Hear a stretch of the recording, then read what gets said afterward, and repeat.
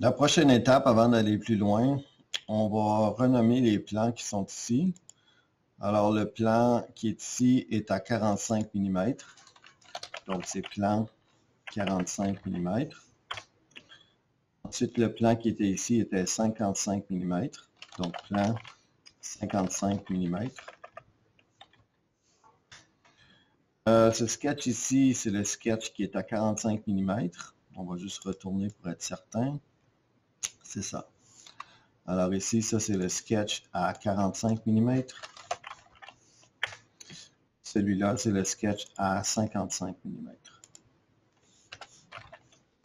On ne se trompe pas quand on va travailler avec les sketchs, savoir qu'est-ce qu'on a besoin.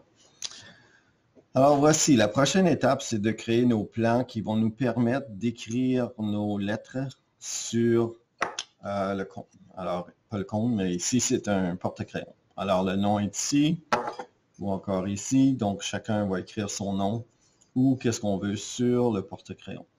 Alors, voici, préférablement le nom de la personne. Alors, on va bouger ça ici. Et qu'est-ce qu'on veut créer? On va zoom in. Il faut être capable de voir. Alors, si on fait top, en cliquant sur top, on va être capable de bien voir chacun des morceaux pour bien les aligner. Alors, qu'est-ce qu'on veut? On veut construct. On veut être capable de plane through two edges. Ça veut dire un plan à travers deux côtés, dans notre cas, c'est deux lignes. Alors, plane through two edges. Alors, qu'est-ce qu'on veut sélectionner? On veut sélectionner une des lignes. Si on sélectionne cette ligne ici, il faut sélectionner la ligne qui correspond. Et alors là, ça nous a créé un plan qu'on voit ici, qui est un plan qui va nous permettre de dessiner les différentes lettres sur différents plans. Alors, qu'est-ce qu'on doit faire? C'est de créer chacun de ces plans-là. Alors ici, on fait Escape. Donc, deux plans. On fait OK et notre plan est construit. Donc, dans le bas ici, tu vois plan 5. C'est vraiment notre premier plan qu'on a construit. Qu'est-ce qu'il faut faire? C'est d'être capable de créer chacun de ces plans ici. Alors, on retourne à Construct. Puis, si on veut l'avoir régulièrement, on clique sur les trois petits points, on met Pin to Toolbar parce qu'on va s'en servir beaucoup, ils sont là. Donc, en cliquant sur le plan ici, on sélectionne une ligne, on sélectionne l'autre ligne, et là, OK. Puis, on a notre plan qui est construit. Qu'est-ce qu'on a besoin de faire? C'est de faire chacun des plans. Alors, quand on a fini un, on va ici, on sélectionne la ligne en dessous, OK. Continue, on fait ça pour chacun des plans qu'on veut sur notre tube pour être capable éventuellement de créer les lettres de façon à ce qu'on puisse les incruster dans le tube et qu'ils soient bien organisés. Alors, on peut faire d'un côté comme de l'autre. Donc, on tourne pour bien voir les différentes parties. La ligne. OK. Encore la ligne. Donc, on a vraiment 29 plans à construire de cette façon-là. Une fois qu'on aura construit les 29 plans, on pourra éventuellement choisir chacun des plans pour chacune des lettres. Dans ce cas ici, c'est une partie qui est importante, même si elle est longue à faire. C'est une partie qui est importante pour être capable de bien dessiner chacune des lettres qu'on va mettre sur le tube.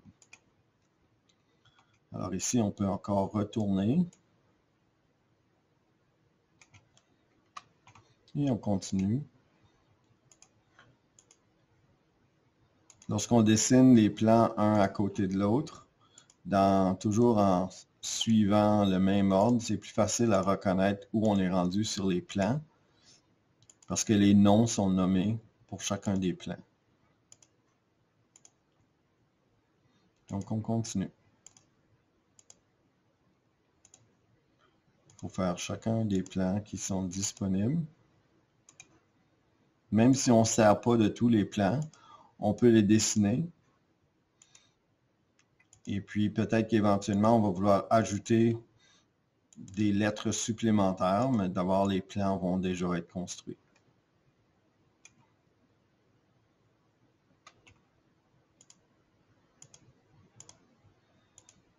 Donc, on peut cliquer la ligne en haut ou la ligne en bas en premier, ça n'a pas d'importance.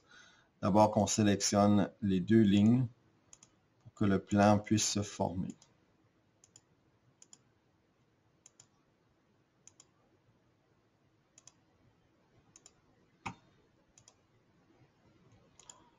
Alors, il faut tourner, puis être certain qu'il m'en reste seulement 3. Alors, il faut faire chacun des plans.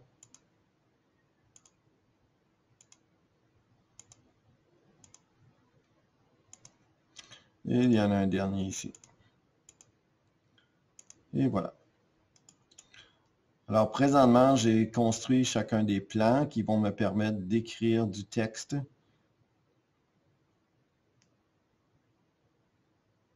sur le porte-crayon. Alors ici, ça devrait te donner le nombre de plans. On n'a pas besoin de les renommer, c'est simplement de savoir sur quel plan on commence et qu'on dessine les choses. Alors, on va enregistrer avant d'aller plus loin. Oups, si on ne voit pas comment on l'a nommé, c'est plus préférable. Donc, on voit ici en haut. Donc, avant de l'enregistrer, c'est bon de revenir en arrière et réécrire le même nom qu'on avait choisi au départ.